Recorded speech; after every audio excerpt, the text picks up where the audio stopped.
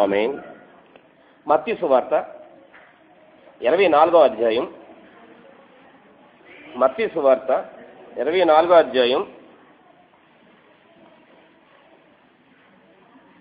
17వ వచనం చదవండి ఒకసారి. మత్తయి సువార్త 24వ అధ్యాయం 17వ వచనం. మిద్దె మీద ఉండువాడు ఆ ఇంటిలో నుండి ఏదైనాను తీసుకుని పోవుటకు దిగకూడదు. పొలంలో ఉండువాడు తన బట్టలు తీసుకుని పోవటం ఇంటికి రాకూడదు. అయ్యో, ఆ దినములలో గర్భిణీలకు పాలిచ్చే వారికి శ్రమ. మళ్ళీ సరిపోద్దమ్మా, మళ్ళీ 17వ వచనం ఇంకొకసారి చదవండి. మిద్దె మీద ఉండువాడు ఆ ఇంటిలో నుండి ఏదైనా తీసుకొని పోవటకు దిగకూడదు. సరిపోతుందమ్మా, సరిపోతుంది. 17వ వచనం మీద మనం ధ్యానం చేద్దాం. మిద్దె మీద నుంచి ఉండేవాడు మిద్దె మీద ఎందుకు ఉండాలి? అసలు ఈ సందర్భంలో ఆయన దేవుడి వాక్యాన్ని చెప్పాడు. ఆయన శరీరధారిగా ఉన్నప్పుడు ఎందుకు హెచ్చరించాడు? మన పరిస్థితి ఏమిటి? ఈ వాక్యం మనకి ఏమైనా ఉపయోగపడుతుందా, మనల్ని ఏమైనా హెచ్చరిస్తుందా అనేది ఈ తక్కువ సమయంలో మనం ధ్యానం చేసుకుందాం. చిన్న ప్రార్థన చేసుకుందాం. సర్వశక్తి మీరు కరుణ గలదేవా, మా పరలోకపు తండ్రి, మరి ఆధారాజన మా జీవితంలో మరొక దినం దయచేశారు తండ్రి, అందుకు స్తోత్రం తండ్రి. మరి మేము హెచ్చరించబడాలి, ఆలయానికి వచ్చాము వెళ్ళాము అనే భావన కాకుండా మరి నీ వాక్యం ద్వారా ఏమి హెచ్చరించబడ్డాం? మరి మిద్దె మీద నుండి ఎందుకు దిగకూడదని చెప్తున్నారు మీరు? ఎందుకు ఒక స్థానం నుంచి ఒక స్థానం ఎదిగిన తర్వాత క్రిందకి పడిపోకూడదు? ఈ విషయంలో మాకు సరైన జ్ఞానం దయచేయండి, ఆత్మ నడిపింపును దయచేయండి, నన్ను మరుగుపరిచి నీ సాధనంగా వాడుకోనమని యేసయ్య నామమున వేడుకుంటున్నాం తండ్రి. ఆమేన్. యేసుప్రభు వారు శరీరధారిగా ఉన్నప్పుడు ఈ పదాన్ని వాడాడు. ఆయన మిద్దె మీద ఉండువాడు మిద్దె మీదే ఉండాలి, క్రిందకు దిగకూడదు. ఇక్కడ ఎందుకంటే ఏం జరగబోతుందండి? అసలే చదువువాడు గ్రహించుగాక, అదే మాటలు పైకి ఏమంటాడు? చదువువాడు గ్రహించుగాక, మిద్దె మీద ఉండవాలని. తర్వాత 20వ వచనంలో ఏమంటాడండి? అప్పుడు మహాశ్రమకాలం, అంటే 7 సంవత్సరాలు మహాశ్రమల కాలం గురించి యేసయ్య మాట్లాడుతున్నాడు ఇక్కడ. ఈ మహాశ్రమల కాలం అనే మాటని మత్తయి సువార్తలో హెచ్చరించాడు. ఎందుకంటే మనం ఎంతసేపు కూడా ఈ ప్రాణం, ఈ బొందులో ప్రాణం ఉంటుండగానే మన పాపక్షమాపణ పొందేయగలగాలి. రక్షణ అనుగ్రహించాడు, కానీ మనం టికెట్ తీసుకోవాలి, మనం పాపక్షమాపణ పొందగలగాలి, సిద్ధపాటు కలిగి ఉండాలి. ఈ క్షణం కళ్ళు మూసామా అక్కడ కళ్ళు తెరుస్తామనే నిత్యంతో మనం ఉండాలి. అందుకే పెద్దవారు కొంతమందికి తెలియని పాపరాలు ఎందుకన్నారంటే, వచ్చామా ఆయన రక్షించేస్తాడండి, సమస్య లేదు. కానీ మనం చేయవలసిన పని ఏంటి? నిత్యము ఆరాధించాలి, ప్రార్థించాలి, మన క్షమాపణ, మన పాప క్షమాపణ ఒప్పుకుంటా ఉండాలి. ఇక్కడ దేవుడు సిద్ధపాటు కలిగి ఉండాలన్న మాట చెబుతున్నాడు అక్కడ ఆయన. మహాశ్రమల కాలంలో చూడండి, ఇదే మహాశ్రమల కాలం. ఆ కాలం వచ్చే వరకు మనం ఉండకపోవచ్చు. రెండో చూడండి, మహా ఉగ్రహ దినం అనే మాట వాడతాడు. ఎక్కడండి అది? ఉరి దినం అని లోకా సువార్త 21లో ఉరి దినం అంటాడు ఈ రోజుల గురించి. ప్రకటన గ్రంథం తీయట్లేదు, రిఫరెన్స్ తీయట్లేదు, మన వాక్యం వేరే. ప్రకటన గ్రంథం 6వ అధ్యాయంలో ఏమంటాడండి? ఆ గొర్రె పిల్ల ఉగ్రత, ఆ రోజులు చాలా భయంకరమైన రోజులండి అవి. ఆ రాబో రోజులు ఇంకా నిజంగా కృపాకాలంలో మనం ఉన్నాం.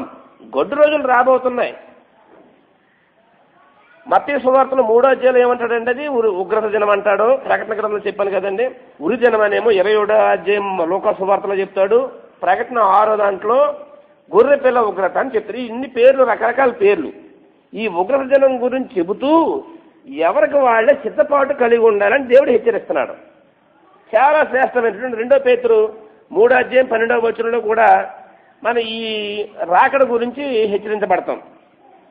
ఏమంటాడంటే 2 పేతురు 3:12 లయమైపోవును, మహావేంద్రముతో కరిగిపోతాయండి. ఇంకా ఆ రాకడ లాస్ట్ చివరి స్టేజ్ వచ్చేటప్పటికి ఎన్ని కరిగిపోతాయి.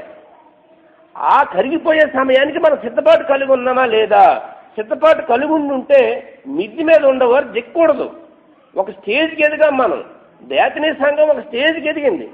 ఇంకా నెక్స్ట్ స్టేజ్ ఎప్పుడైనా అవకాశం వచ్చినప్పుడు ఎస్ నేను చెప్పగలనండి అని చెప్పి స్టేజ్లో మనం ఉండాలి. కానీ ఎవరో చెప్తారులే మనకెందుకులే పాత పద్ధతిలోకి వెళ్ళిపోతాను కానీ కిందకు దిగిపోయాము అంటే మన సంఘం నెమ్మదిగా పతన స్టేజ్ సాధ్యమైతే దినదినం మనం ఎదగగలగాలి.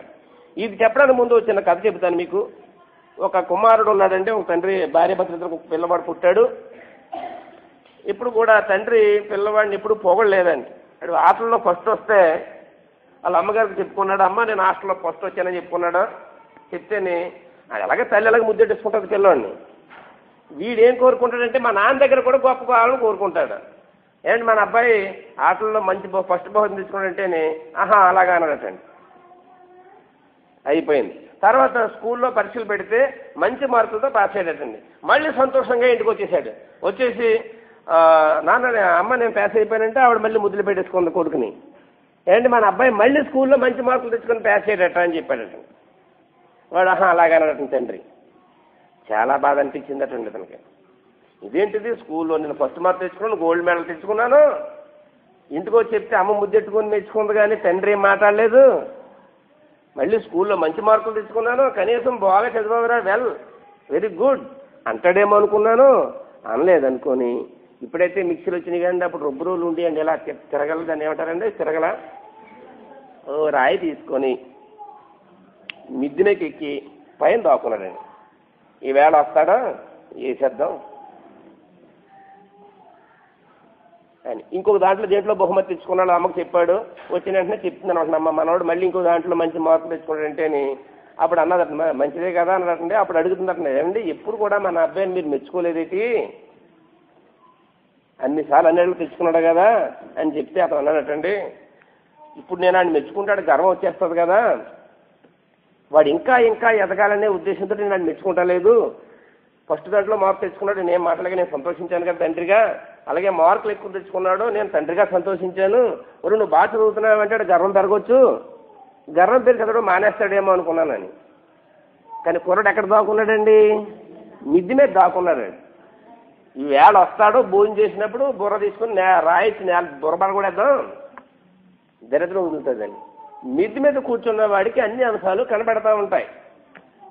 పైకి ఎక్కాడు, చంపేద్దామనే ఉద్దేశంతో ఎక్కాడు.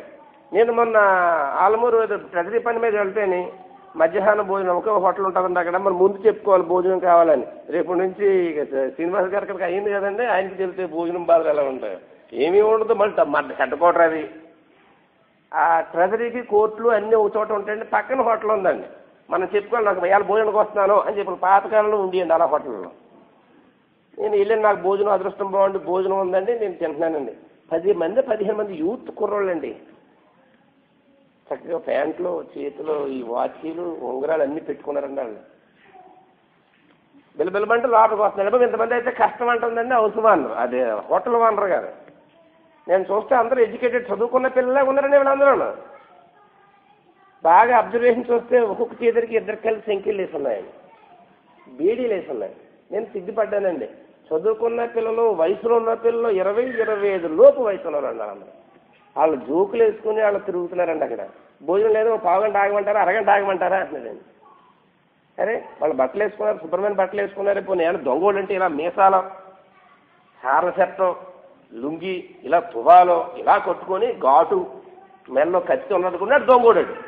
ఇంకా ఆయన తీసుకెళ్ళిపోయినా మనం బాధపడ్డాం. వీళ్ళకి చక్కటి పిల్లలు బట్టలు వేసుకుని చక్క మళ్ళీ దాన్ని ఏమంటారండి జీన్ ప్యాంట్లో.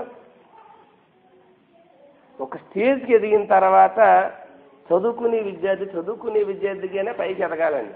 దొంగోడు స్థానాలు దాటకూడదు. నా ముందు లాయర్ ఫోన్ చేస్తాడండి, ఆయన అడిగానండి అంటే దొంగ పిల్లల వాళ్ళ కుటుంబానికి ఎంత చెడ్డ పేరు, రేపు పొద్దున్న పెళ్లి చేసుకోవాలనుకున్నా వాళ్ళకి సంబంధానికి ఎవరు ఇవ్వరు. వీళ్ళు ఈజీగా బాగా తినమరిగారండి వీళ్ళు అంటారండి ఆయన. కోర్టు వాయిదా వేసిందండి, కోర్టుకు వచ్చారు, మళ్ళీ వాయిదా పడుతుంది, మళ్ళీ అడిగి వెళ్తారు. మనకు నేను తిండాలనుకున్నదండి అని అంటే సిగ్గుదిలేసి చక్కగా నవ్వుకుంటా తిరుగుతున్నారండి. నో నో నో నో భయంకరమైన స్టేజ్ అండి అది. ఒక స్టేజ్కి ఎదిగిన తర్వాత తగ్గకూడదు. మనం మిద్ది మీద ఉన్నవాడి కింద దిక్కకూడదు. ఒక ఒక సత్యం స్టేజ్కి భగవంతుడు మనం హెచ్చరించాడు, ఆ స్టేజ్ మీద ఉండాలి. ఆధ్యాత్మికంగా కూడా మనం స్టేజ్కి ఎదిగిన తర్వాత తగ్గకూడదు. ఇంకా సమస్యలు వస్తాయి. తలపోటు ఎందుకు జోకి ఎందుకు వేసానండి, తలకాయ ఉంటేనే తలపోటు వస్తుంది, ఈ శరీరం ఉంటేనే దీనికి బాధలు వస్తాయి. ఈ బాధలు వచ్చినప్పుడు ఈ దేవుడు నాకు వద్దని మనం అనుకున్నామంటే మన జీవితంలో అంతకంటే చేసిన తప్పు ఏది ఉండదు. దేవుడు అందుకే హెచ్చరిస్తాడు. ఏమన్నాడండి, మిద్ది మీద ఉండేవారు తన ఇంటికి పైనుండి ఏదైనా తీసుకున్నటకు కిందకే దిక్కకూడదు. మిద్ది జీవితం అంటే ఉన్నత స్థానానికి ఎదిగిన తర్వాత అక్కడే నిలిచిపోవాలండి. ఒక దేవుళ్ళకి మనం ఎదిగాం, చిన్నప్పుడు తెలియక ఎదుగుంటాం, దేవుడిని నమ్మి ఉండకపోవచ్చు. ఇందాక ఏదో దేవత గురించి పేరు చెప్పారు పాపారావు గారు, అది చేసి ఉంటాం, ఏదో పలహారాలు తినుండి ఉంటాం, ఓ స్టేజ్కి వచ్చేసాం, మళ్ళీ ఆ స్టేజ్కి వెళ్ళకూడదు. అలా వెళ్ళామంటే మిద్ది మీద కింద పడిపోయినట్టే. ఎప్పుడైతే పైకి ఎక్కాడు ఎవరైనా, ఒక మిద్ది మీదకి ఎవరైనా వ్యక్తి ఎక్కాడంటే పట్టణం అంతా స్పష్టంగా కనబడుతుంది, మొత్తం ప్రపంచం అంతా క్లియర్గా కనబడుతుంది. అప్పుడు ఆశలు ఎన్నో ఆకర్షిస్తూ ఉంటాయి, రా రా రా రా అని. మన దేవుళ్ళకు రోజు వస్తున్న ప్రతి ఒక్కరు మిమ్మల్ని విమర్శిస్తారు. మీరు మిమ్మల్ని ఎవడో మెచ్చేసుకోడండి. ఆ దేవుని భక్తులు బయలుదేరారండి బైబిల్ పట్టుకొని. మీరు దిక్కండి కిందకి. మన రక్షణ అక్కడ, మన నిరీక్షణ అక్కడ. వీళ్ళ మాట్లాడే మాటలు ఎంతసేపు ఉంటాయండి, వీళ్ళే ఉంటారు, రేపు పోతారా. మనం స్టేజ్కి ఎదిగిన తర్వాత కింద దిగామంటే పదపాత్రలను పడిపోతామండి. ఎదిగిన వ్యక్తుల గురించి బైబిల్లో కొన్ని విషయాలు తీసుకుందాం. అదే పాప అయితేనటంటే ఈ ప్రయాసపడి పరిగెడతారట పాపం చేయడానికి. ఒక పాపి పాపం చేయడానికి బాగా అర్థం చేసుకోండి ఈ వేరియేషన్. ఒక పాపి పాపం చేయడానికి ప్రయాసపడతాడు, సినిమాలకు వెళ్తాడు, వ్యభిచారం చేస్తాడు, పేకట్లు ఆడతాడు, క్లబ్బులకు వెళ్తాడు, ఇవన్నీ కూడా పాపం సంబంధించిన కార్యక్రమాలే. అక్కడ చాలా ప్రయాసపడి పరిగెడతాడు. అదే భక్తుడు ప్రయాసపడక్కలేదటండి ఎప్పుడూ. పాపమే ఆయన దగ్గర పరిగెత్తుకుంటా వస్తుంది నెమ్మదిగా. అంటే మనం దేవుళ్ళో ఎదుగుతున్నాం, ఒక మిద్ది మీద స్టేజ్లోకి ఎదిగాం, పాపం నెమ్మదిగా వస్తుంది దగ్గరికి. ఏ విధంగా వస్తుందో మనకి బైబిల్లో కొన్ని ఉదాహరణలు తీసుకుందాం. ఎదిగి వ్యక్తి దగ్గరికి పాపమే వస్తుంది, భక్తుడి దగ్గరికి పాపమే వస్తుంది. పాపి అనేవాడు పాపం దగ్గరికి ఎలాగా పరిగెడతాడు. పాపి ఇప్పుడు మిద్దె అనే దాని గురించి తీసుకున్నాం కాబట్టి, మిద్దె అంటే పరిశుద్ధుల సహవాసం అండి. అది ఒక మిద్దె స్టేజ్, ఒక ఉన్నతమైన స్టేజ్ అంటే పరిశుద్ధులతో సహవాసం. తీయండి ఒకసారి 1వ సమూయేలు గ్రంథం 9వ అధ్యాయం. పరిశుద్ధులతో సహవాసం చూడండి. 1వ సమూయేలు గ్రంథం 9వ అధ్యాయం 25వ వచనం చదవండి.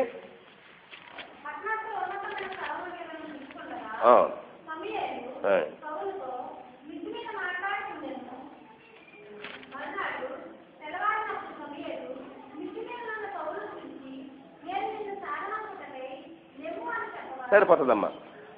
25వ వచనం ఏమందంటే, పట్టణస్థులు ఉన్నతమైన స్థలముల మీద నుండి దిగుచుండగా సమూయేలు సౌలుతో మిద్దె మీద మాట్లాడుచుండెను. బాగా గమనించండి.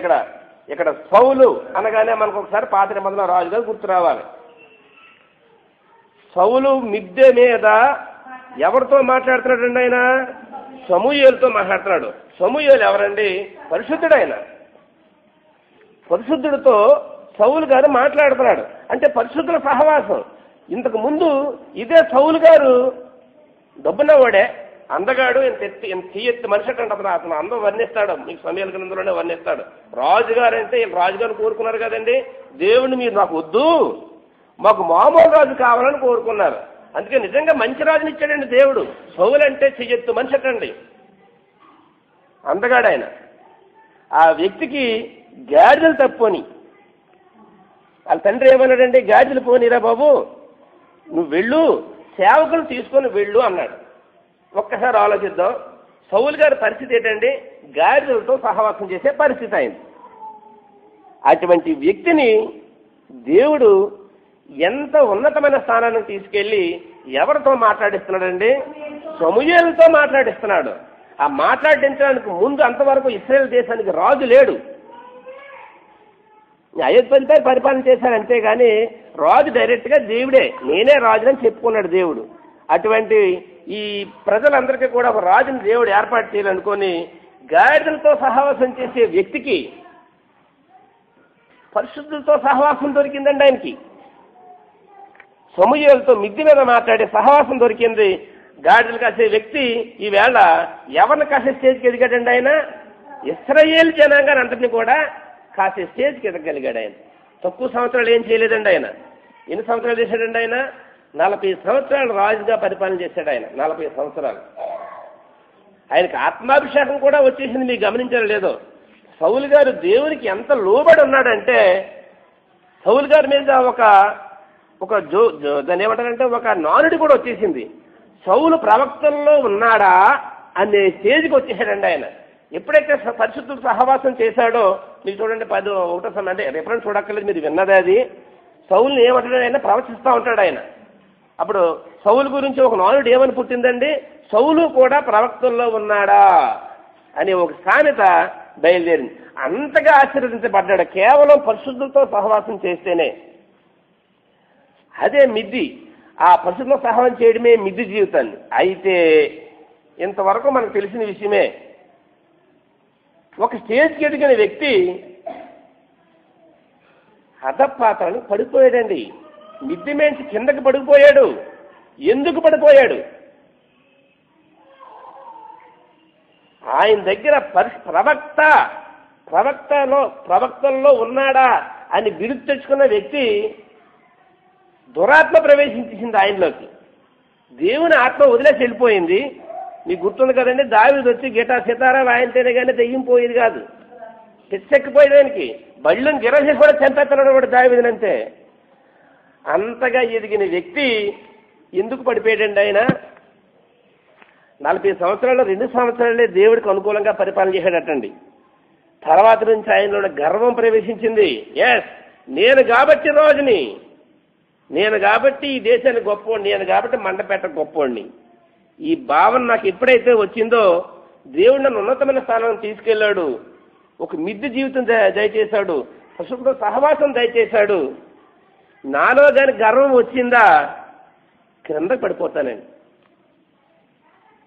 ఎన్నికలైన మనల్ని దేవుడు అంత ఉన్నతమైన స్థానానికి తీసుకెళ్ళినప్పుడు మనలో ఏమైనా అవిధేయతగానే ప్రవేశిస్తుందా? దురాశగానే ప్రవేశిస్తుందా? ధనాపేక్ష ఏదైనా ప్రవేశిస్తుందా? ఏది మనం ఆధ్యాత్మికంగా ఎదిగిన తర్వాత కిందకు లాగుతుంది? ఒక్కసారి మన ఆత్మ పరిశీలన మనం చేసుకోవాలి. ఎవరు ఎదుటి వ్యక్తి చెప్పాల్సిన అవసరం లేదు, మనకి చెప్పినా వినవలసిన అవసరం కూడా లేదు. ఎందుకంటే ఆ స్టేజ్లో మనం ఉన్నాం కాబట్టి మన ఆత్మ పరిశీలన మనం చేసుకోవాలి. ఆ రోజు సౌలు గారు ఆగమన్నాడు. సౌలు గారిని సమూయేలు ఏమన్నా నేను వచ్చే వరకు ఆగు అన్నాడు. అంతే, ఆగి పరిస్థితుల్లో లేడు. ఎందుకంటే ఐఆమ్ ద కింగ్ అనుకున్నాడు. అంతే. ఎప్పుడైతే ఆ స్టేజ్కి ఎదిగాడో మీకు చక్కటి పరిశుద్ధుల సహవాసం ప్రారంభించాడు. ఒక రాజుగారు ఇవ్వగలిగాడు. 40 సంవత్సరాలు ఏకఛత్రాధిపతిగా ఇశ్రాయేలు దేశాన్ని అంతటి కూడా పరిపాలన చేశాడు. పడిపోయాడు. చివరికి దారుణమైన చావు చనిపోయాడు. ఆత్మానుసారంగా జీవితం ప్రారంభించిన వ్యక్తి శరీరసారంగా ముగిస్తున్నాడంటే జీవితాన్ని. చివరికి ఇంకా యాజకుల్ని, పాస్టర్లు కూడా చంపేశాడు ఆయన. మీరు గమనించలేదు, దావీదుని ఒకసారి ఒక పాస్టర్ గారు భోజనం పెడతారు. అంటే పాస్టర్ గారు మనకు అర్థం అవడం కోసం మాట్లాడుతున్నాను. ఆకలి మీద ఉన్నా నాకు భోజనం పెట్టండి అంటే లోపల రొట్టెలు ఉంటాయండి, సముగపు రొట్టెలు ఉంటాయి కదండి లోపల. అది యాజకులను పవిత్రంగా ఉన్నవాడే తినాలే అని చెప్తే మేము పవిత్రంగా ఉన్నామని చెప్పాడు. తర్వాత ఈ విషయం ఎంక్వైరీ చేసుకొని ఆ పాస్టర్లు అందరినీ కోసేసాడు. అంటే చివరికి చూడండి, ఆత్మీయంగా ఎదిగాడు. అది ముందు శరీరసానంగా వచ్చాడు, అధపతలకు పడిపోయాడు. కనుక మనం పరిశుద్ధుల సహవాసం అనేది మిద్ది జీవితానికి సాదృశ్యం. రెండో మిద్ది జీవితంలో వెళదాం. చూడండి, నిత్య జీవితం అంటే ప్రార్థనా జీవితం. పరిశుద్ధుల సహవాసం అనేది మొదటి జీవితం అయితే రెండోది ప్రార్థనా జీవితం. చూడండి, అపోస్తుల కార్యాల గ్రంథము 10వ అధ్యాయం. ప్రార్థనా జీవితం అంటే మిద్ది జీవితం అంటే 9వ వచనం చూడండి. అపోస్తుల కార్యాల గ్రంథము 10వ అధ్యాయం.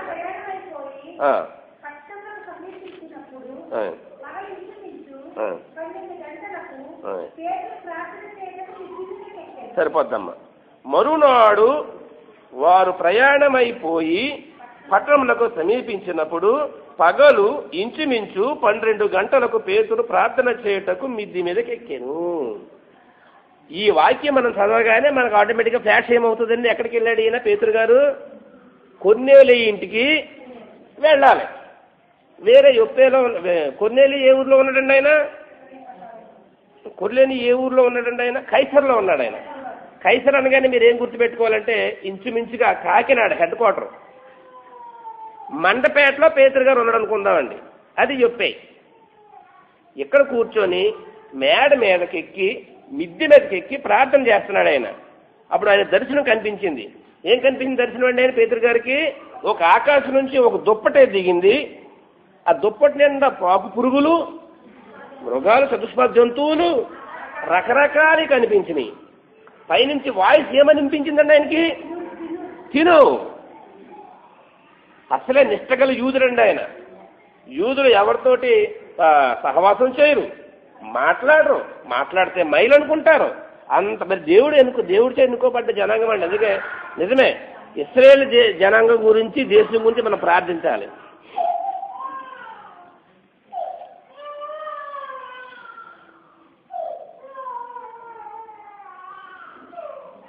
ఈ ఇశ్రాయేలీలు కాకుండా మిగిలిన జనాంగం అంతా అన్యులండి. యూదుల దృష్టిలో ప్రతి అందుకే మాట్లాడితే చూడండి, గొప్పలో చెప్పుకుంటాను, నేను గొప్ప చేస్తాను అనుకోండి, గొప్ప చేస్తానని చెప్పుకుంటాం. అది సున్నతులు ఏమిటంటారు అంటే డీగ్రేడ్గా మాట్లాడితే అది సున్నతులు అంతేందుకని చనిపోయినప్పుడు కూడా పౌలు గారు ఏమంటాడండి, ఆ సున్నతులంతా చచ్చిపోవడం నువ్వు చనిపోయాను అంటాడు అనమాట. అలాగే యూదులు మేము గొప్పవారి కింద ఫీల్ అవుతారు. పేతురు గారికి ఆ ఫీలింగ్ చాలా ఎక్కువ. నేను చాలా గొప్పోడిని, యూదుణ్ణి ఇలా చెప్పుకోవడంతో ఈయన కళ వచ్చిందండి. ఏమొచ్చిందంటే ఒక చతుష్పద దుప్పటి దిగడం, దాంట్లో పురుగులు, జంతువులు ఇవన్నీ ఉండడం, పేతురు తిను అని వాయిస్ వస్తేని ఏమంటాడండి పేతురు గారు అప్పుడు? వద్దు ప్రభువా. చూడండి అక్కడ దేవుడితోడు బాధేసిన నేను తిన్న ప్రభువా అన్నాడు. తిను తిను అని 3 సార్లు చెప్పిన తర్వాత దుప్పటి పైకి వెళ్ళిపోయింది. ఇది కొంతమంది ప్రసంగం కొంచెం తప్పుగా చేస్తున్నారని ఒక చోట చదివానండి నేను. ఎలాగంటే దీన్ని బట్టి దేవుడు అన్ని తినేయమన్నాడు, మరి అంతే కదండి, తినేయమన్నాడు. ఫస్ట్ మనకు వాక్యంలో ఏముంటుందండి? పులుసు ఉన్నాయి, పులుసు లేనివి, గిట్టలు వీడినివి, గిట్టలు వెళ్ళలేనివి, కొన్ని తినొచ్చు కొన్ని తినకూడదని ఇచ్చాడు కదండి. తర్వాత దేవుడు దాన్ని మనం తినాలనుకోండి, నాకు ఆ తినాలంటే ఎన్ని కథలని చెప్తాను. దీని ప్రసంగం ఇలా మార్చి చెబుతున్నారేమో అని. నిజంగానంటే వాక్యం గురించి తెలియకపోతే వేరు, దాన్ని సొంతంగా మాట్లాడకూడదు చూడండి. అందుకని ఈ జంతువుల గురించి మాట్లాడినప్పుడు జంతువుల గురించి నిజంగా మాట్లాడేటట్టుంటే దేవుడిచ్చింది. ఈ యూదులకి అన్యులందరూ కూడా, మిగిలిన జనాంగం అంతా కూడా ఎవరైనా లెక్క అన్యుల కింద లెక్క. అందుకే వాళ్ళని అంటుకోకూడదు, వాళ్ళు ముట్టుకోకూడదు, దేవుడు వాక్యం చెప్పకూడదనే భావంలో పేతురు ఉన్నాడు. ఆ భావం తుడిచేయడానికే దేవుడు ఈ దర్శనం చూపించాడు. ఇమీడియట్ గా దర్శనం వచ్చేయి. కానీ ఏం జరిగిందండి? పోలీసులు వచ్చారు, సైనికులే కదండి, సోల్జర్స్ వచ్చారండి, మిలిటరీ జనాలు. ఆయన ఆఫీసర్ అండి, 100 మందికి శతాధిపతి కదండి ఆయన. 100 మంది పోలీసులకి ఆయన అధికారి. ఆయన 2-3 పోలీసులు నిలబడి వాళ్ళు వచ్చారనమాట. బయటకు వచ్చి అడుగుతున్నాడు ఎక్కడున్నాడో పేతురు, సీమన్ అనే పేతురు ఎక్కడున్నాడు అడుగుతుంది. చూసారా విషయం అయితే అది. మనం వాక్యాన్ని ఎలా పడితే అలా మాట్లాడకూడదని దానికి ఈ చిన్న మాటని చెప్పి మళ్ళీ ఎక్కడికి వెళ్ళిపోతాం. మనకు వాక్యం తెలియకపోతే ఊరుకోవాలటండి, అపార్థం చేసుకోకూడదు. 2 పేతురు 3:15-16 ఏం చెప్తాడండి? 2 పేతురు 3:15-16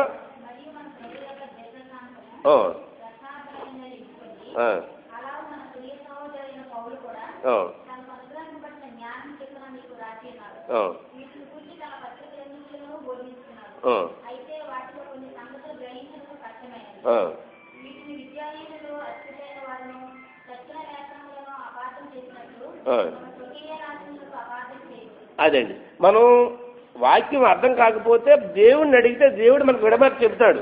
నాకు సొంతంగా నాకు నచ్చినట్టు నేను మార్చే చెప్పేస్తున్నాను అంటే నాకు పనిష్మెంట్ తర్వాత వస్తుందండి. నిశ్శబ్దంగానే ఉంటుంది. ప్రకటన 22:18-19 కూడా ఈ హెచ్చరిక ఉంటుంది, వాక్యాన్ని మార్చొద్దు. విను ప్రతి వానికి ఏం సాక్షి చెప్పండి ఆయన? సత్యమా? ఏది కలపకూడదు, ఇచ్చేస్తాడు.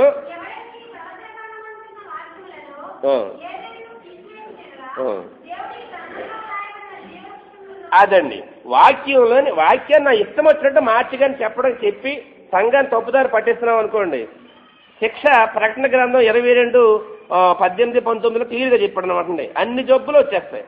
ఇప్పుడు బాగానే ఉంటాంలేండి, తర్వాత తెలుస్తుంది. మనకి ఆరోగ్యం తగ్గినప్పుడు, మంట మీద పడినప్పుడు ఆ బాధలు తెలుస్తాయి. మరొకసారి అదే వాక్యం ఆర్జిసి సంఘానికి ఒకసారి కృతజ్ఞత చెప్పాలంటే, మా మామయ్య గారు ప్రజెంట్ కొంచెం బాగానే ఉన్నారు. సంఘం ప్రార్థన చేయడం బట్టి ప్రస్తుతానికి మనం మాట్లాడగానే అర్థం చేసుకుంటాడండి ఆయన. వెళ్తానంటే వెళ్ళమని చెప్తున్నాడు, ఇంకా మాట అయితే రాలేదు. కొంచెం సంఘం కొంచెం ప్రార్థన దాన్ని జ్ఞాపకం చేసుకోనండి. వాక్యాలకు వచ్చేద్దామండి. ఈ వాక్యాలను ఎప్పుడైతే పేతురికి దుప్పటి కనిపించిందో అన్యుల్ని యూదులు పురుగుల కింద చూస్తారండి. అందుకే నువ్వు పురుగుల కింద చూడొద్దని చెప్పాడు. అందుకే కొర్నేలికి ఆయన వాక్యం చెప్తాడు. మీ క్రింద దిగిన తర్వాత చూసారండి అపోస్తల కార్యాలన్నీ. ఈ కొర్నేలి ఇంట్లోనే మొదటి ఔటర్ సంఘం అండి. పరిశుద్ధాత్మ దిగింది చూడండి మీకు అక్కడ. ఎప్పుడైతే పేతురు గారు పైన ప్రార్థన చేసుకొని మిద్దె జీవితం, ప్రార్థన అనగానే మిద్దె జీవితం, మిద్దె అనగానే ప్రార్థనా జీవితం చెప్పని చూసారండి. పేతురు గారు ప్రార్థన చేసుకొని క్రింద దిగి ఈయన ఇంటికి వెళ్ళిన తర్వాత ఏమైందండి అప్పుడు పరిశుభ్రం వచ్చేటంటే చూడండి అనంతరం చూడండి 10వ అధ్యాయంలో పేతురు గారు వాళ్ళ ఇంటికి వెళ్ళిన తర్వాత ప్రార్థన చేసి దేవుని వాక్యం చెప్పిన తర్వాత ఏం జరిగిందో దాని వివరం చెప్పండి. 28 చూడండి, 28లో ఉంటుంది అనుకుంటా. 10వ అధ్యాయం 28వ వచనం.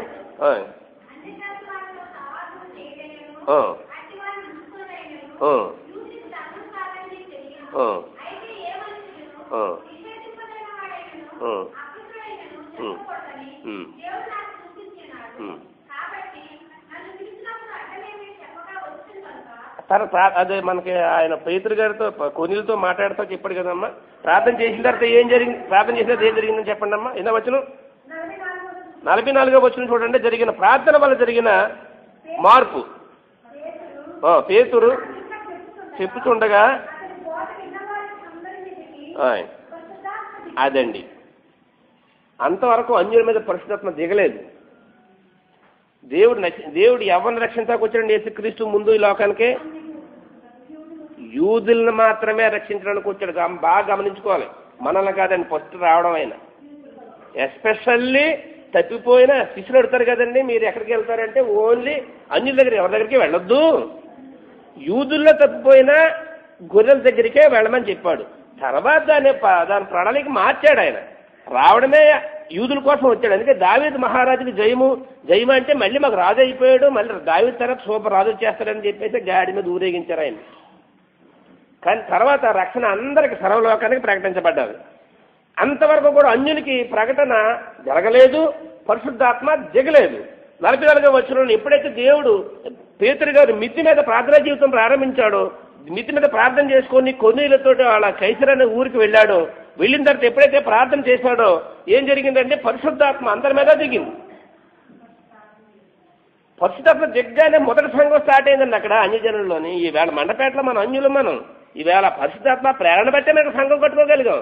మన సొంతంగా మానవ ప్రయత్నంతో కట్టుకున్నానండి అబద్ధం. అది మానవ ప్రయత్నంతో కట్టుకున్న సంఘం ఎప్పటికీ కూడా నిలబడుతుంది. ఇసుక మీద కట్టినా ఇల్లే అవుతుంది. అది వానలు వచ్చినా వరదలు వచ్చినా కొట్టుకుపోతుంది. ఎప్పుడైతే ఫస్ట్ నుండి చిన్న సంఘం కింద ఉండేది ఇది, ఈవేళ ఇంత పెద్ద కాంక్రీట్ అవ్వగలిగింది. పరిశుద్ధ ప్రయాణం లేకుండా ఏ పనులు జరగవండి. అలాగే మిద్దె అనగానే ప్రార్థనా జీవితం చెప్పుకున్నాం కదండి. మొదటిదే మిద్దె అనగానే పరిశుద్ధులతో సహవాసం చెప్పుకున్నాం. దానికి ఎగ్జాంపుల్ సౌలు గారిని చెప్పుకున్నాం. మిద్దె అనగానే ప్రార్థనా జీవితం. ఎప్పుడైతే పేతురు గారు ప్రార్థన చేశాడో అన్యులందరికీ కూడా పరిశుద్ధాత్మ అనుగ్రహించబడ్డాది. ఇప్పుడు ఇదే మిద్దె జీవితం అనగా కనిపెట్టుకొనుట, శక్తి పొందుట అనే కూడా ఇంకొక అంశం ఉంది. మిద్దె జీవితం అనగా కనిపెట్టుకొనుట, శక్తి పొందుట. చూడండి అపోస్తల కార్యాల గ్రంథము 1వ అధ్యాయం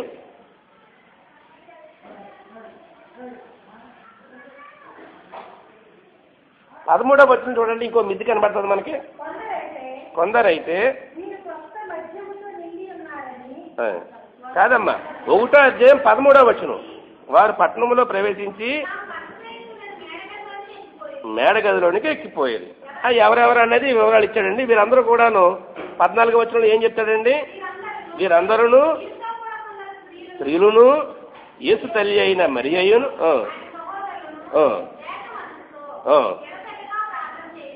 ఇదండి. ఎప్పుడైతే మిద్ది మీదకి వెళ్ళి ప్రార్థన చేయడం మొదలెట్టారో వాళ్ళకు ఒక ముందు ఏమంటాడండి దేవుడు, మీరు ఎక్కడికి వెళ్ళమంటాడండి? కనిపెట్టుకుని ఉండమంటాడు. చెప్తాడు చూడండి. మీరు వెళ్ళి 4వ వచనంలో 1వ అధ్యాయము 4వ వచనం అపోస్తల కార్యాలు ఆయన వారిని ఇలాగ ఆజ్ఞాపించాను, మీరు యెరూషలేముకి వెళ్ళక నా వల్ల వీళ్ళ తండ్రి యొక్క వాగ్దానం కొరకు కనిపెట్టుకుని ఉండి. కనిపెట్టాలండి ఇక్కడ. మిద్ది అనగానే దేవుని కొరకు, దేవుని వాగ్దానం వచ్చే వరకు మనం కనిపెట్టడమే మిద్ది జీవితం. మనం కంగారు పడిపోయి తొందర పడకూడదు ఎప్పుడు కూడా. ఆయన కనిపెట్టమన్నాడు, కనిపెట్టవలసిందే. ఒక ప్రత్యేకమైన స్థలం కోరుకోవాలి మనం. ఇక్కడ ఆరాధనకి ఎందుకు వచ్చామంటే ఆదివారం మనకు అవకాశాలు లేవు, ఇంట్లో గదులు లేవా, ప్రార్థనా గదులు లేవా. హిందూ బ్యాక్గ్రౌండ్ ఉన్న ప్రతి ఒక్కరు కూడా పూజ గది ఉంటుందండి. ఆ ప్రొద్దుటే వెళ్ళిపోతారు, ఆ బొమ్మలన్నింటికి రకరకాలుగా వెలిగించేసుకొని ఆరాధన అయింది. మనకి గది ఉన్నదండి, అక్కడ ప్రార్థన చేసుకోవచ్చు. కానీ ఒక చోటకి ఎందుకు చేరుకున్నాం? ఒక సంఘంగా చేరాలి. సంఘంగా చేరి ఏక మనసుతో ఏకరీతిగా కూడి ప్రార్థన చేయాలి. అలా చేస్తేనే శక్తులు జరుగుతాయి. ఒక చోట కూడి అక్కడ ఏక మనసు లేకపోతే కూడా దేవుని పరిశుద్ధతను అక్కడ క్రియ జరిగించదు. ఇది యాకోబు గారి సంఘటన కూడా మనం చెప్పుకోవచ్చండి. ఇక్కడ యాకోబు గారు అందరినీ పంపించేసి ఒక్కడే ఉండిపోతాడు, మీకు ఒక్కడే మిగిలిపోతాడు. చూడండి, ఆ ఆదికాండం 32 అధ్యాయము 22లో ఏకాంతంగా మనం చోట కూడుకోగలగాలి. 32, 24 ఏమంటే అందరూ వెళ్ళిపోయారు. యాకోబు ఒక్కడే నిలబడిపోయి ఏం చేశాడండి? ఆయన దేవుని కోసం ఎదురు చూస్తూ ప్రార్థన చేయగలిగాడు. చూడండి, అది కూడా ఒకసారి రిఫరెన్స్ చూద్దాం. 32 అధ్యాయం ఆదికాండం 22వ వచనం 20. యాకోబు ఒక్కడే మిగిలిపోయాడు తెల్లవారు వరకు. అది చూసారండి, పెనుగులాడడం అంటే నేను మామూలుగా డిష్యూని గుద్దుకోవడం కాదండి, ప్రార్థనా జీవితం అండి. అక్కడ దేవునితో దెబ్బలాడడం మనగారం అండి. ఇలా చూసేటికి మాడి మర్చిపోతాం. ఒక సూర్యుడిని మిట్ట మధ్యన ఇలా చూడలేము. దేవదత్త అంటే దేవుడితో కొంచెం తక్కువ అంతే. తెల్లవాళ్ళు రాత్రంతా కూడా పెనుగులాడాడు ఆయన. ప్రార్థనా జీవితం అంటే మిద్ది జీవితాలు చెప్పుకున్న సెపరేట్గా ఉండి మనం దేవుని కోసం ఆరాధించగలగడమే ప్రత్యేకత. దేవుడు ఏమని చెప్తాడంటే, మీరందరూ కూడా నా కోసం ఎదురు చూడండి, వెయిట్ చేయండి, మీకు పరిశుద్ధం దిగే వరకు కూడా మీరు అక్కడే ఉండడం చెప్తాడు. అలాగే ఒకే స్థలమందు ఐక్యంగా కూర్చోవాలి ఒక సంఘం అంతా కూడా. ఇక్కడ మనం చేసిన పని అదే. ఒకే చోట కూర్చోగలిగితేనే అది ఏకత్వం వస్తుంది. ఎప్పుడైతే ఏకత్వం వస్తుందో మన ఆత్మ శక్తితో నింపగలుగుతాం. చూడండి, అదే దీనికి ఏమంటారు చూడండి, వారందరూ కూడా తెలుగు బైబిల్లో ఏమంటుందో, ఒకే చోట ఈ 14వ వచనం, వీరందరూ 1వ అధ్యాయం అపొస్తలుల కార్యాలు 14వ వచనం, వీరితో కూడిన కొందరు స్త్రీలు యేసులేని మరియు ఆయన సహోదరులు ఏక మనసుతో ఎడతెగక ప్రార్థన చేయుచుండ్రి. ఇంకొక మాట ఉంటుంది, స్థలం అనే మాట వస్తుంది అక్కడ.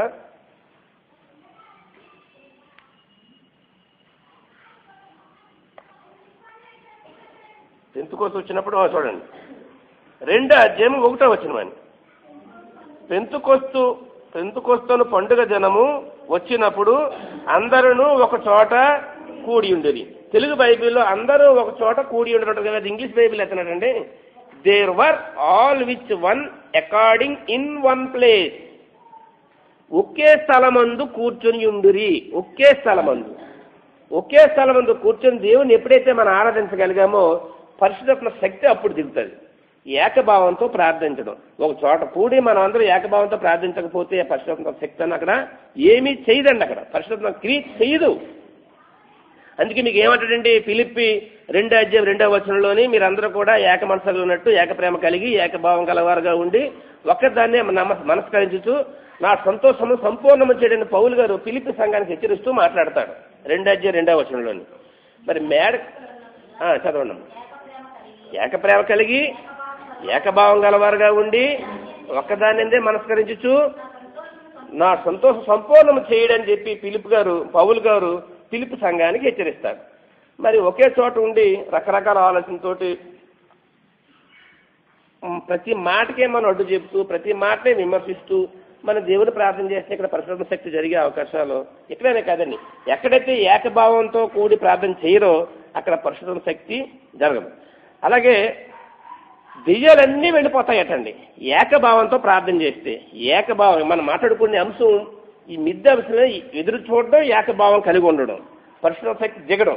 చూడండి, అపోస్తలుల కార్యాలు 8వ అధ్యాయం 6-8 వచనంలోని ఏకంగా మనకి స్టెఫెన్ గారు మాటలు విన్న తర్వాత ఏమైపోయిందండి, 8వ అధ్యాయం 6-8.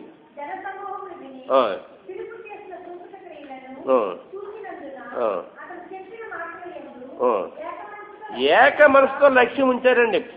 ఫిలిప్ చెప్పిన ప్రతి సూచికలు చూశారు, ఆ వాక్యాన్ని విన్నారు.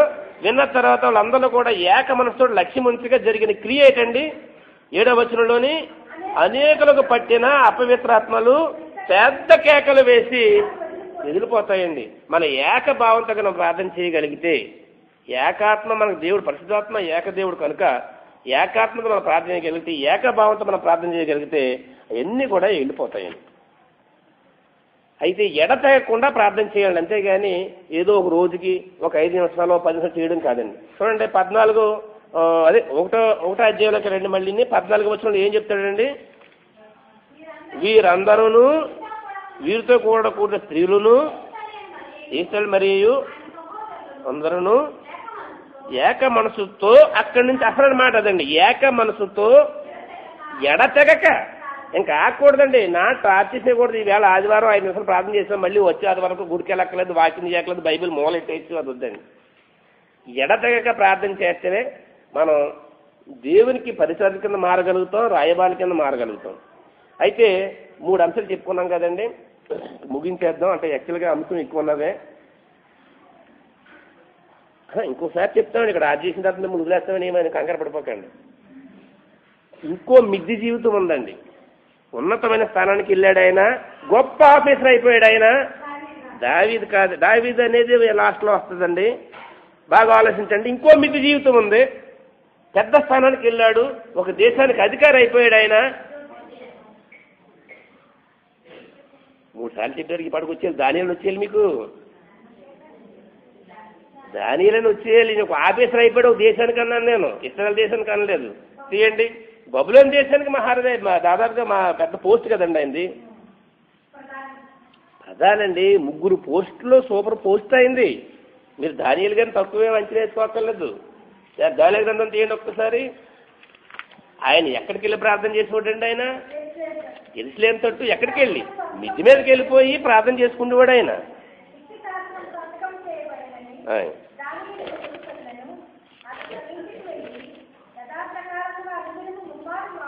సరేండి, 3 మోకాళ్ళు. నేను మిద్ది జీవితం అంటే నిజంగా ఉన్నత స్థానానికి దేవుడు తీసుకెళ్ళాడు. మంచి భోజనం పెడతాము, రకరకాల మాసాలు సేవలతో తినమంటే వాళ్ళు తినలేదండి. వాళ్ళు మేము కాయగూరలే భోజనం చేస్తామని చెప్పారు. శాకాహారం అంటే ఇప్పుడు శాకాహారం తినారంట, తర్వాత మాసం తిని ఉంటారంటారా? ఇంట్లో ఆ భోజనం మేము తినమన్నారు, తర్వాత తిని ఉంటారనుకున్నాను. ఎందుకంటే ఇప్పుడు మా ఇల్లాల గారు ఏమంటారు, పిల్లలతో చూసారా దానియాలు గారు అవి తినగండి మీరు తినగండి అంటున్నాను అనుకుంటున్నాను.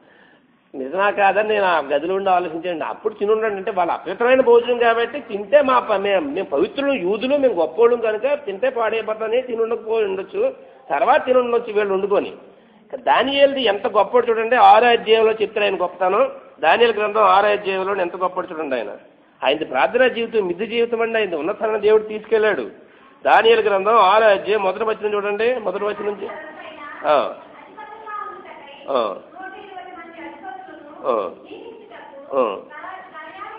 దర్యావేషికి 120 మంది ఆఫీసర్లు నియమించడానికి ఆయనకి ఇష్టమైందండి. ఆయన ప్రపంచ రాజ్య చక్రవర్తి అండి. ఆయన ఒక ఊరికో కానీ చిన్న దేశానికి కాదండి. ఆయన దర్యావేషి ఆయన ప్రపంచాన్ని ఏలిన రాజు. ఈవేళ అయితే రకరకాల అమెరికా ఇవన్నీ వచ్చినాయి కానండి. అమెరికా 17వ శతాబ్దం వరకు అమెరికా ఊరే లేదు. రెడ్ ఇండియన్స్ ఉండేవారు ఎక్కడ ఆ బట్టలు లేకుండా. ఇంగ్లాండ్ నుంచి ఆ దేశం వెళ్ళిన తర్వాత వాళ్ళు రెవల్యూషన్ తీసుకొచ్చి ఇవాళ అమెరికా, ఆ తర్వాత రష్యా డెవలప్. ఇదే ప్రపంచం అయింది. అప్పట్లోని ఈ ఎక్కడైతే ఇజ్రాయెల్ దేశం, ఈజిప్ట్ దేశం, గ్రీసు దేశం, అషూర్ అంటే అషూరు, ఇంకొకటి ఏమంటే వీళ్ళ ఊరంటే మాదియ పార్సిక అంటే ఇరాన్, ఇరాక్, ఆఫ్ఘనిస్తాన్, ఇండియా వరకు కూడా ఏకరాజ్యం అండి.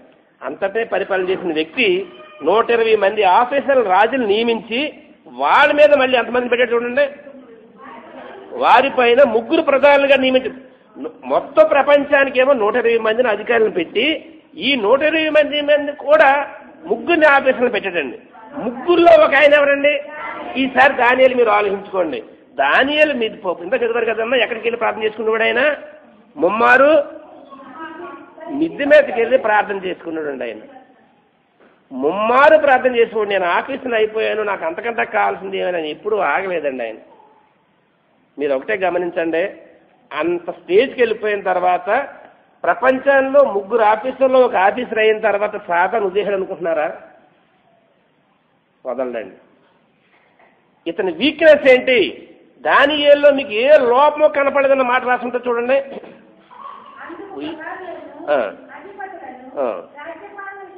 ఎన్నో వచ్చిన అమ్మది 4వ వచనం చూడండి అమ్మ. 6వ అధ్యాయం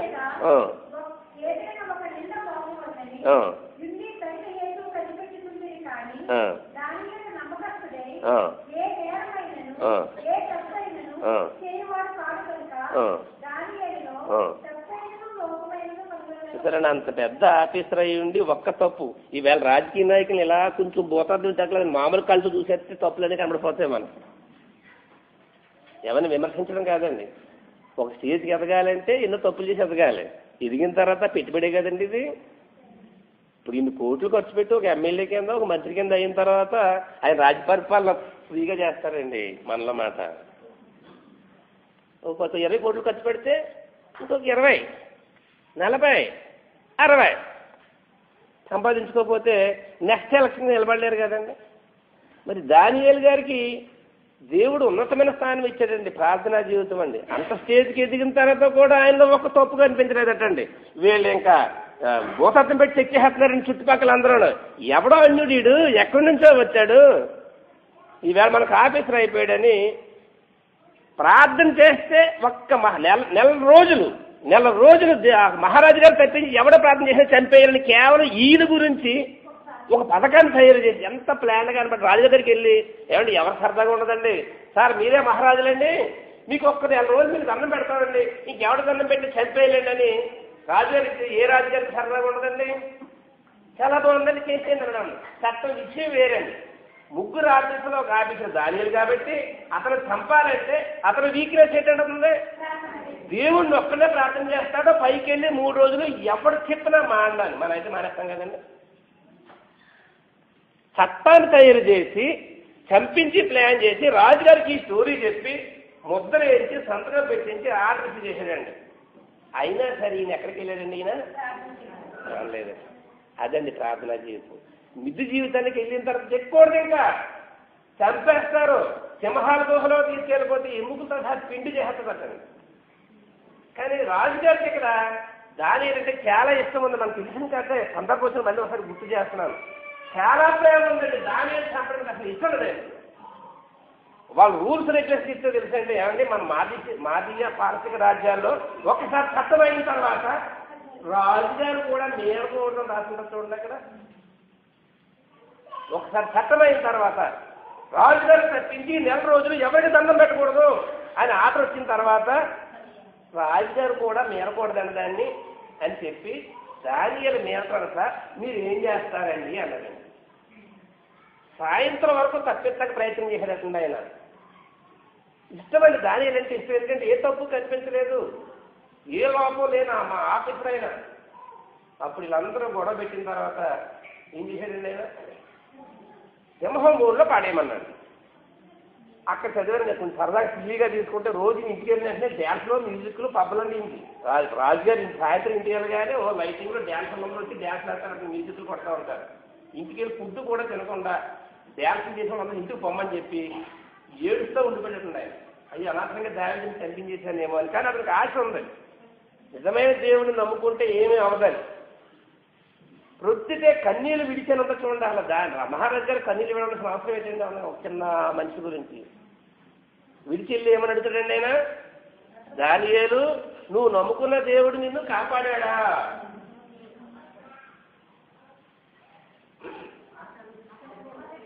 నిజంగా అది మనకి బాధ.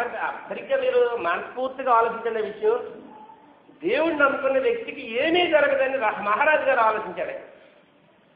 లోపలి నుంచి వాయిస్ వస్తుంది లోపలి తలుపు మూసేశారు, సింహాసనంలో పడేశారు, తలుపు మూసేశారు. బయట నుంచి అడుగుతున్నాడు ఈయన. ఎంత నమ్మకం లేకపోతే ఇల్లు ఉంటాడండి ఆయనకి. ప్రార్థనా జీవితం అండి అది. ఒక స్టేజ్కి ఎదిగిన తర్వాత మనకి ఇల్లు దిక్కకూడదు, దిగాలంటే అధపతనం పడిపోతాం. నన్ను నమ్మిన దేవుడు, నేను నమ్ముకున్న దేవుడు వల్ల ఏం అవ్వలేదు. వెంటనే క్లీన్ చేశాడు. ఈ స్కెచ్అప్ నెక్స్ట్ గెలికాడు. మన ఎవరెవరు వెనకాల ఉన్నారో వచ్చారండి, మిగిలిన వచ్చారు. ఇలా కిందకి వెయ్యికి ముందు అసలు అతను వాళ్ళ భార్యలు పిల్లల్ని కూడా సింహభవన్లో పైనుంచి కింద పడి లోగానే, ఇంకా కింద పడిన తర్వాత తీసుకోవడం కదండి. ఈ నేషనల్ జాగ్రఫీలోనూ యానిమల్ పిల్లలు జంతు సింహాలు వేటాట చూసారండి, జంతువుని పరిగెట్టి పట్టుకుని చంపేస్తాడు. ఈ పిల్లలు భార్యలు అందరూ కూడా కింద పడిలోగా ఎముకలు కూడా కింద అయిపోయినాయటండి, అంత ఆకలితో ఉన్నాయండి. అయ్యాను నిజంగా ఎవరో పాస్టర్ గారు చెప్పారండి, దానియేలు పైకి చూస్తున్నాడని ఎవరన్నా నీకు చెప్పారండి ఎవరన్నది. సింహాలు బొమ్మ, ఒక ఆర్టిస్ట్ బొమ్మ వేసాడండి. సింహాలు చుట్టూ కూర్చున్నాయి, దానియేలు మధ్యలో ఉన్నాడు. దానియేలు సింహాన్ని చూస్తున్నాడట. దానియేలు దేవుడిని చూస్తున్నాడు. బొమ్మాయి సింహాలన్నీ నోరు కొట్టుకుని అలాగ ఉన్నాయండి.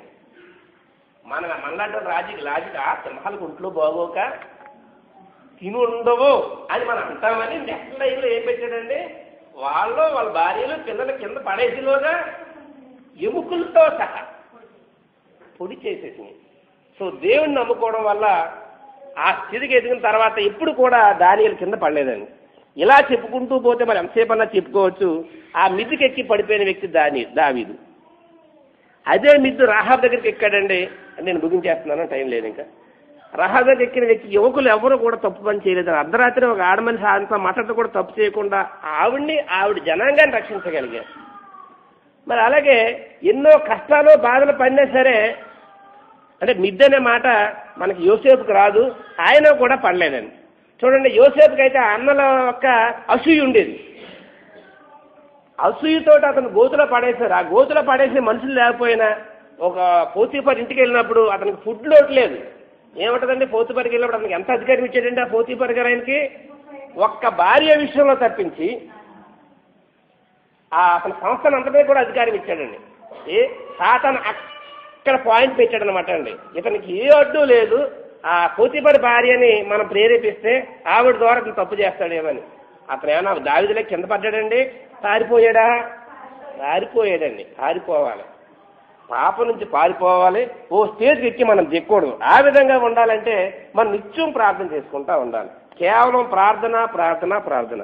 ఈ ప్రార్థన చేసి మన తండ్రి ఒక స్టేజ్కి ఎదిగాం, కింద దిక్కకూడదు. ఆత్మీయంగా ఒక స్థాయికి ఎదిగాం, ఇంక దిక్కకూడదు. ఆ విధంగా మాకు శక్తిని దయచేయండి, ఆ విధంగా మాకు బలాన్ని దయచేయండి. సాతాను రకరకాలుగా ప్రేరేపిస్తాడు. దానియేలుని ఎక్కడ వీక్నెస్ ఉందో అక్కడే పట్టుకుంటాడు. యోసేపు యువకుడండి, యోసేపు ముసలుడు కాదు, అక్కడ యవ్వనస్తుడండి, మంచి యవ్వనం అతనిది. అతను చేసిన వానర్ గారికి తెలియదండి అక్కడ. అంత స్వేచ్ఛ ఉంది అతనికి. నేను దేవుడిని నమ్ముకున్నాను నేను. ఆ విధంగా ఉండాలి. అంతేగాని దానియేలు దావీదులో ఒకే ఒక తప్పండి, ఇంకేం తప్పు కనపడదు మీకు. ఒక్క విషయంలో తప్పు చేశాడండి, అంటే మిద్ది మేము చూశాడు, పడ్డాడు. అలా పడకూడదండి. అలా పడకుండా ఉండాలంటే మనం నిత్యం ప్రార్థన చేసుకోవాలి. ఆ విధంగా ఉండడానికి దేవుడు తన ప్రశ్న శక్తిని జీవించిన కాక. ఓకే, ప్రార్థన చేసుకుందామండి.